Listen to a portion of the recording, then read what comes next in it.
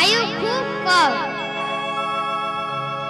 তাই কলিযুগে আমার গৌর হরি হরিনাম সঙ্গে করে নিয়ে এসেছেন। নাম করলেই কলির জীব উদ্ধার পেয়ে যাবে। প্রভু আবার আসবেন, আর গোবিন্দকে ত্যাগ করে কোথাও যাবেন না।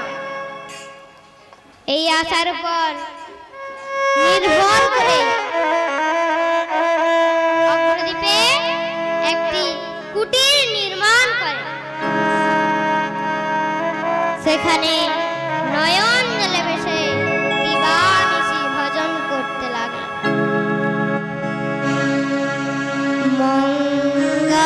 মঙ্গলময় তুমি শ্রী মধুসূদন, কবে তুমি আসবে গো মম হৃদি বৃন্দাবনে, আধার গগনে,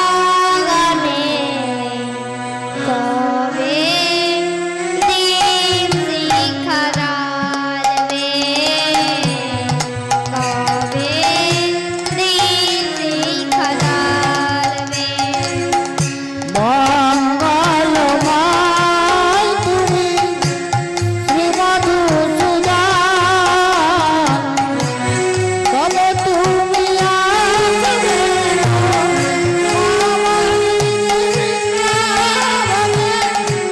আমার ভগবানে, কবে দীপ শিখা জ্বালবে, কবে দীপ শিখা জ্বালবে।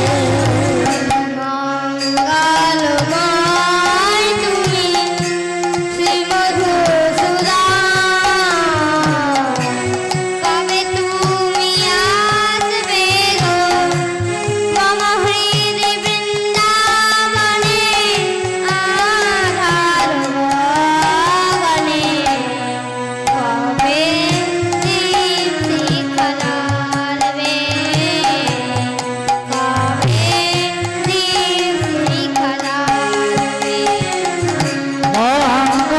মঙ্গলময় তুমি শ্রী মধুসূদন, কবে তুমি আসবে আমার বৃন্দাবনে, আমার ভবনে, কবে দীপ শিখা জ্বালবে, কবে দীপ শিখা জ্বালবে। আকুল অন্তরে ডাকি বারে বারে, কবে তুমি আসবে গো এ হৃদয় মন্দিরে। আকুলয়ন্তরে ডাকি বারে বারে, কবে তুমি আসবে গো এই হৃদয় মন্দিরে।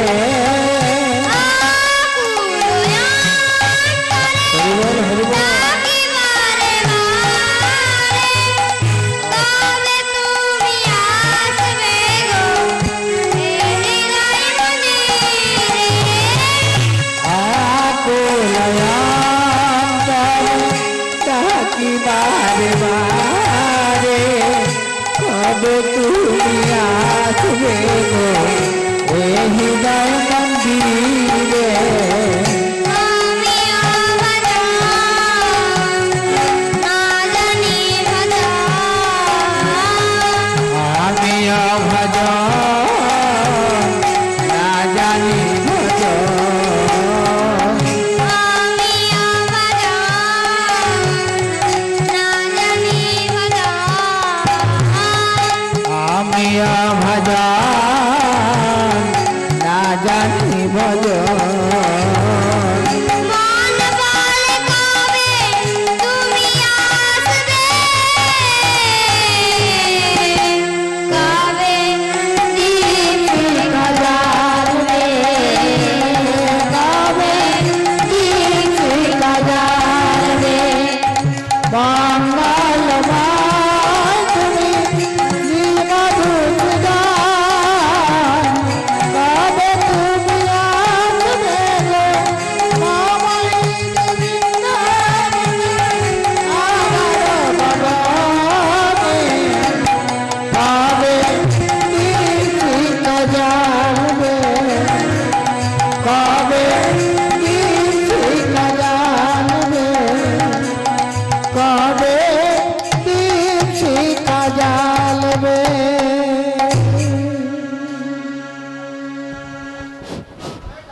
নমস্কার।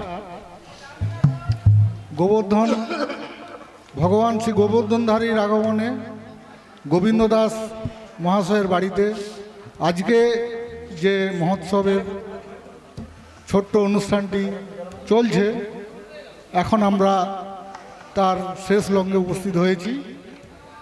কৌশানী জানা আমাদের এখানে কীর্তন পরিবেশন করছেন। দামোদরপুর গ্রাম নিবাসী অসীম জানা ও ঋদ্ধিমা জানা এনার গানে মুগ্ধ হয়ে, ঋদ্ধিমা মণ্ডল, সরি একটু ভুল বলা হয়ে গেছে, ঋদ্ধিমা মণ্ডল আর অসীম মণ্ডল, সেই সঙ্গে মোহনপুর গ্রাম নিবাসী রামানন্দ সামন্ত মহাশয় এনাকে 50টি টাকা উপহার দিচ্ছেন। আপনারা সমর্থন করবেন, ইনিও এটা সাদরে গ্রহণ করবেন।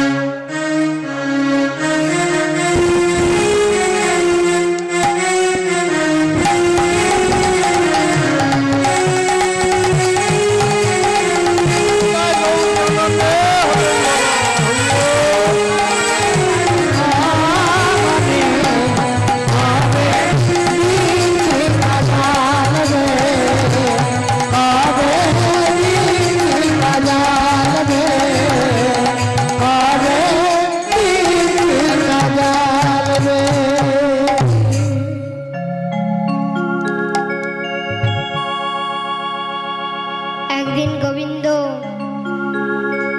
গঙ্গার জল নেমে আখণ্ড জলমগ্ন হয়ে প্রভু শ্রীচরণ স্মরণ করছে। এমন সময় কি যেন তার শরীরে স্পর্শ করল। তখন গোবিন্দ নয়ন মেলে দেখল যেন একটা শ্মশানের প্রকাশ। তাই দেখে কাঠটিকে তীরে ফেলে দিলেন। পুনরায় শ্রী গৌরাঙ্গের চরণ ধ্যান করে গোবিন্দ কুটিরে ফিরে এলেন। কুটিরে এসে ঠিক সন্ধ্যার সময় প্রভু শ্রীচরণ স্মরণ করে কাঁদছে আর বলছে, প্রভু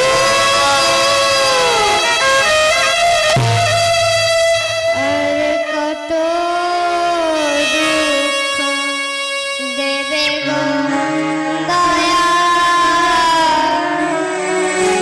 এবার আমায় না।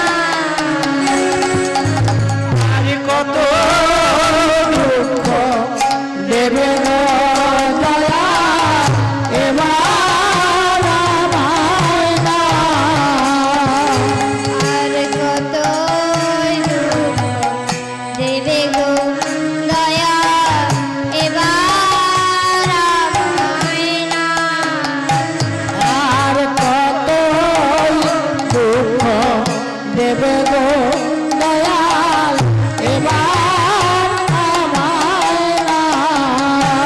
আমি সহিতে পারি না জীবন যন্ত্রণা, সহিতে পারি না জীবন যন্ত্রণা, সহিতে পারি না জীবন যন্ত্রণা।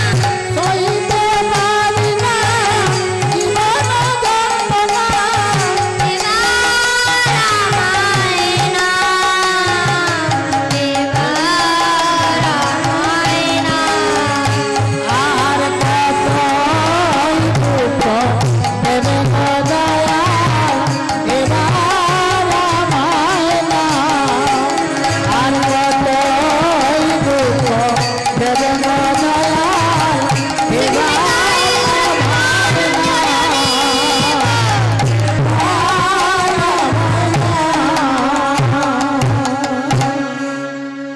বিশ্রামে গেলেন। নিদ্রা আসবে আসবে এমন সময় দৈববাণী হতে লাগলো, হরে কৃষ্ণ কৃষ্ণ কৃষ্ণ হরে হরে, হরে রাম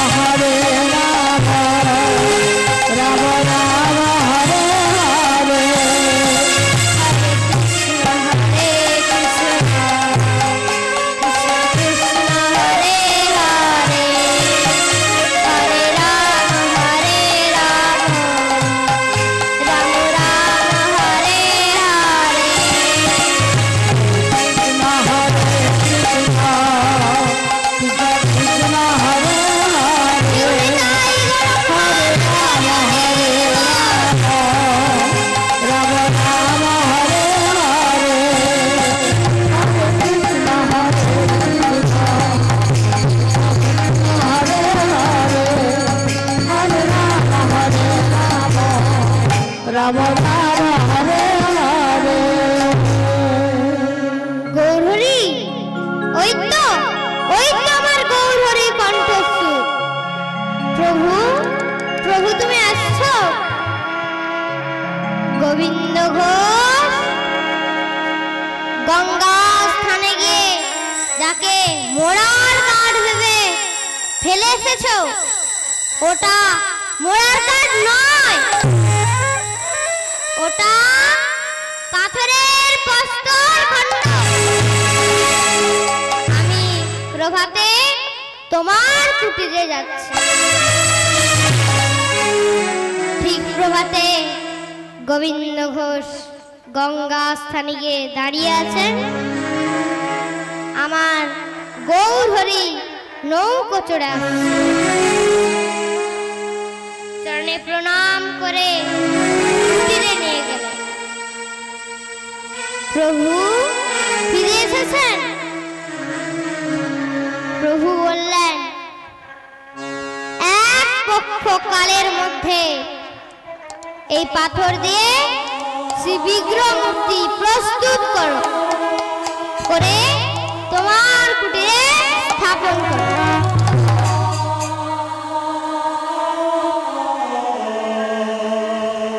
এসব কথা বলার সঙ্গে সঙ্গে একজন ভাস্কর এসে উপস্থিত হল। প্রভু তাকে এই পাথর দিয়ে সেই বিগ্রহ মূর্তি প্রস্তুত করতে আদেশ দিলেন।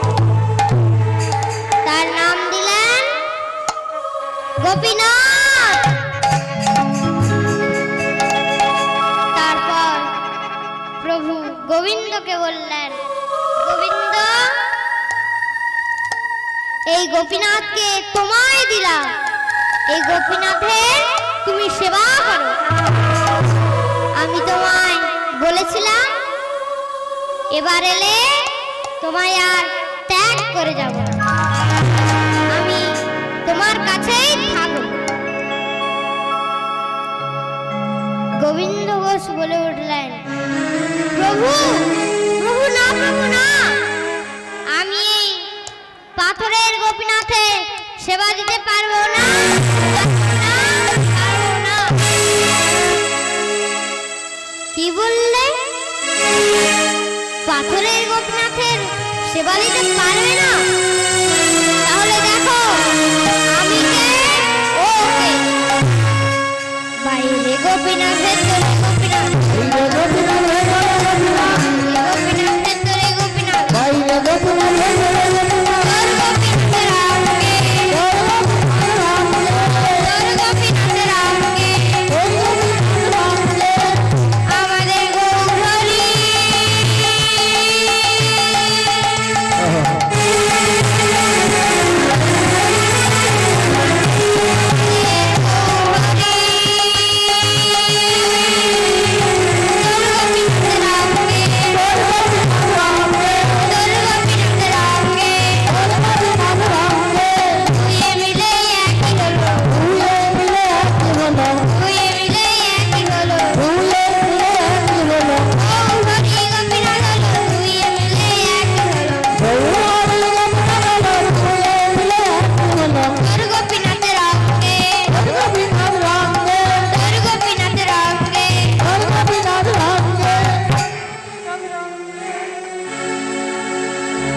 প্রভু গোবিন্দকে বললেন, গোবিন্দ, সত্য সত্যই যদি তোমার মন প্রাণ আমায় অর্পণ করে থাকো, তাহলে এই অগ্রদ্বীপে থেকে গোপীনাথের সেবা করো। তুমি বিবাহ করো। শ্রী ভগবান যে করুণাময়, তোমার দ্বারা দেখাবেন, অর্থাৎ শ্রী ভগবান দেখাবেন তিনি কেমন ভক্তবাৎসল। তুমি এরূপ সৌভাগ্যকে তুচ্ছ জ্ঞান করো না।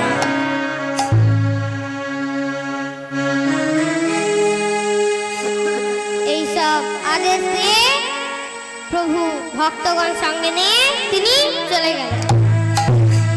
এবার প্রভুর আদেশে সুশীলা নামে একটি মেয়েকে বিবাহ করে।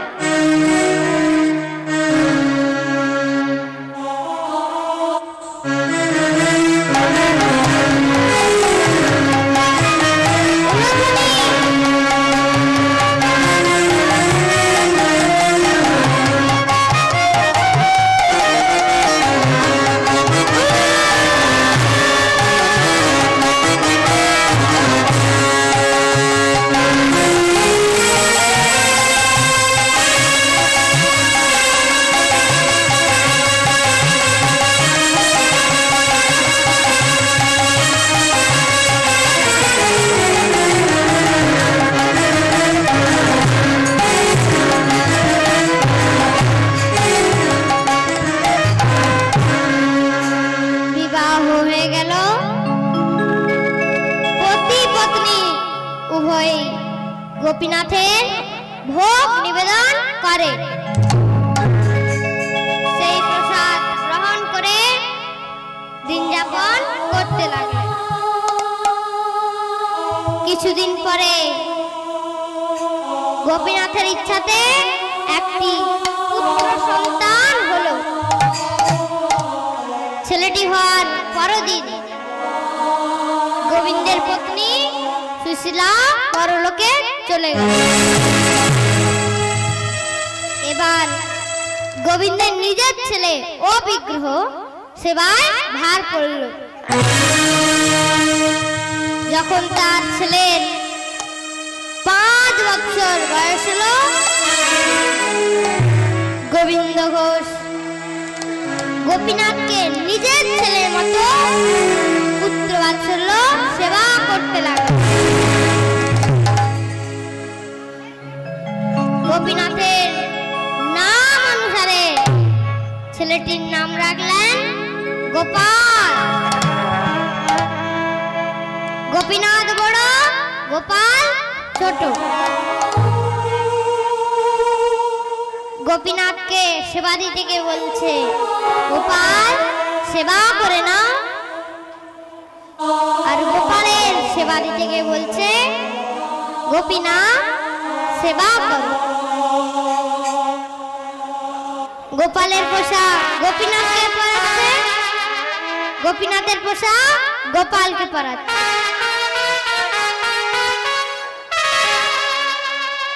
যখন তার ছেলে 5 বছর বয়স হলো, গোপাল স্কুলে গেছে।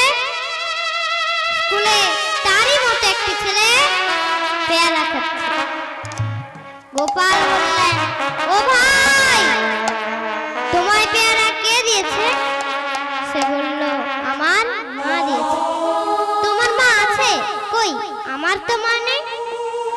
ঠিক আছে, আমি বাবাকে গিয়ে জিজ্ঞাসা করব আমাদের মা কোথায়।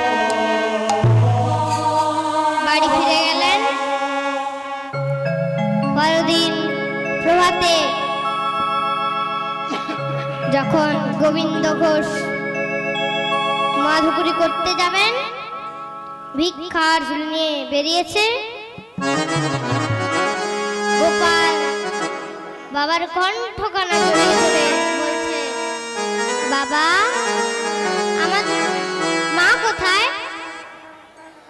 স্কুলে সব ছেলেদের মা আছে, আমার মা কোথায়? গোবিন্দ ঘোষ বলে উঠলেন, আমি বলতে পারবো না। তোমার মা কই? মন্দিরে তোর গোপীনাথ দাদাকে বলে দেয়, ও বলে দেবে তোর মা কোথায়। যখন গোবিন্দ ঘোষ মাধুরী করতে চলে গেলেন, তখন গোপাল গোপীনাথের মন্দিরে গিয়ে গোপীনাথ দাদাকে জড়িয়ে ধরে বলছে, গোপীনাথ দাদা, ও গোপীনাথ দাদা, আমাদের মা কোথায়? বাবা যে বললো তুমি বলে দেবে আমাদের মা কোথায়। বলো না দাদা, বলো না আমাদের মা কোথায়।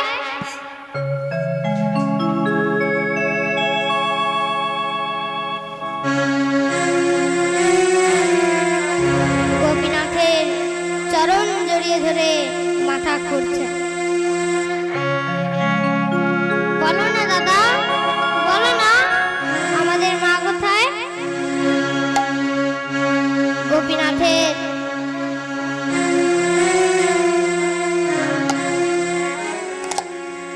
বলো না গো, ও গোপীনাথ কোথায় আমার মা? কোথায় গেলে পাবো খুঁজে আমার সোনা মা? বলো না গো ও গো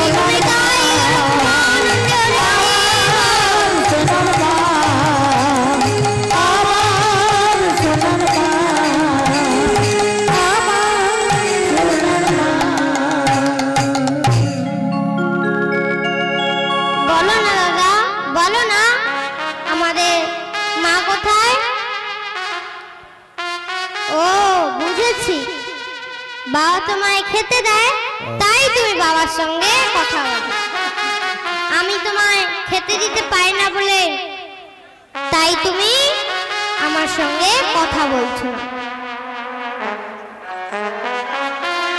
ঠিক আছে, বাবা যে নাড়ু রেখে গিয়েছে, তোমায় নাড়ু এনে খাও। নাড়ু এনে দিয়ে বলছে, নাড়ুগুলো খেয়ে নিয়ে বলো আমাদের মা কোথায়। খাও না দাদা, খাও। বাবা তোমায় খেতে দিলে খাও, আমি দিচ্ছি, তুমি খাবে না? গোপীনাথের চরণ জড়িয়ে ধরে মাথা ঘুরছে। গোপীনাথ আর স্থির থাকতে পারলেন না।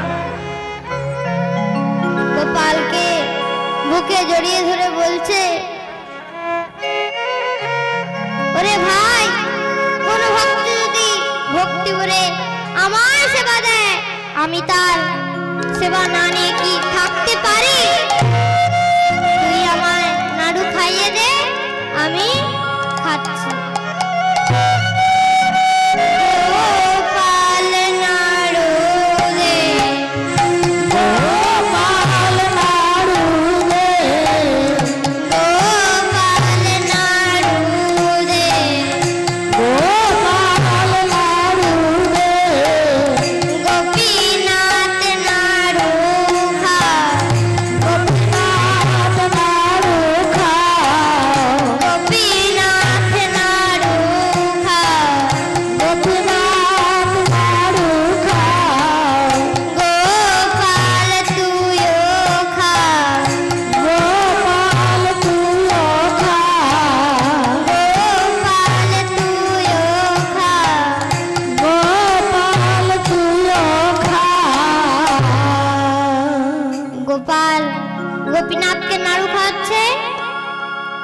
গোপীনাথ গোপালকে নাড়ু খাওয়াচ্ছে। ভক্ত আর ভগবানের নাড়ু খাওয়া হলো। এবার গোপাল বলে উঠলেন, বলো দাদা, আমাদের মা কোথায়? গোপীনাথ চিন্তা করলেন, মা তো আর বেঁচে নেই, আর কিছুদিন পরে গোপাল মরে যাবে। যে কদিন বেঁচে থাকবে মাতৃহারার ব্যথাটা আমি দেব না। তাই ছলনাময়ী গোপীনাথ ছলনা করে বললেন, আমাদের মা ওই দূর বনে গেছে, আর কয়েকদিন পরেই চলে আসবে। গোপাল গোপীনাথের মন্দির ছেড়ে চলে গেল। এবার গোবিন্দ ঘোষ ভিক্ষা নিয়ে কুটিরে ফিরলেন।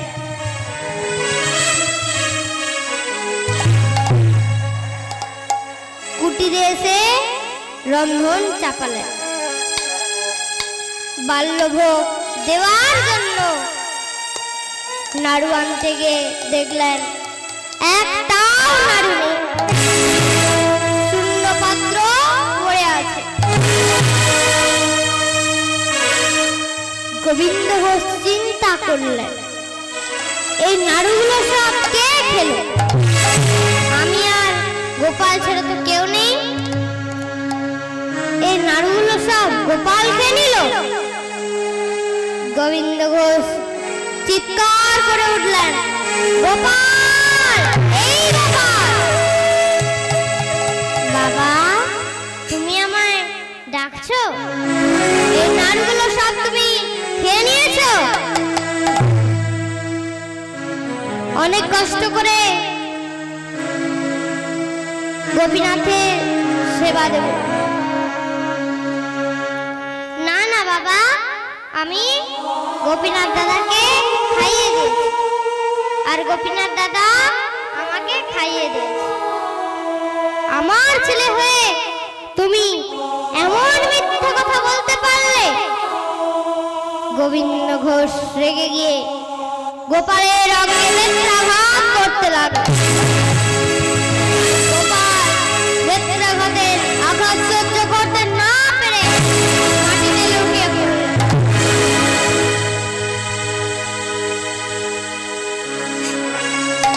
বল, তুই নাড়ুগুলো খেয়েছিস? বল, তুই নাড়ুগুলো খেয়েছিস? এবার গোবিন্দ ঘোষ ভোগের থালা সাজিয়ে মন্দিরে প্রবেশ করল।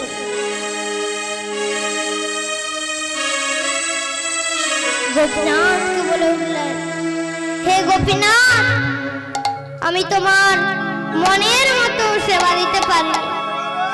অনেক কষ্ট করে নাড়ুগুলো বানিয়েছিলাম, তোমার সেবা দিতে পারলাম না।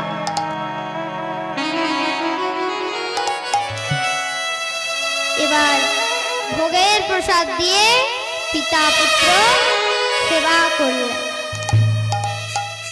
এবার ঠিক পরদিন গোবিন্দ ঘোষ মাধুকরী করতে চলে গেলেন। এবার গোপাল গোপীনাথের মন্দিরে এসে বলছে, গোপীনাথ দাদা, ও গোপীনাথ দাদা, বাবা আমায় খুব মেরেছে, রাত ঘুমোতে পারিনি। দেখো দাদা, আমার অঙ্গে কেমন দাগ। গোপীনাথ পোশাক তুলে দিয়ে বললেন, দেখ ভাই, তোর অঙ্গে যেমন দাগ আমার অঙ্গে ঠিক তেমনই দাগ। বলে, দাদা, বাবা তোকেও মেরেছে? বলে, দেখ দাদা, আর কোনোদিন বাবাকে না বলে খাবো না। বাবা যদি খেতে দেয় তবেই খাবো।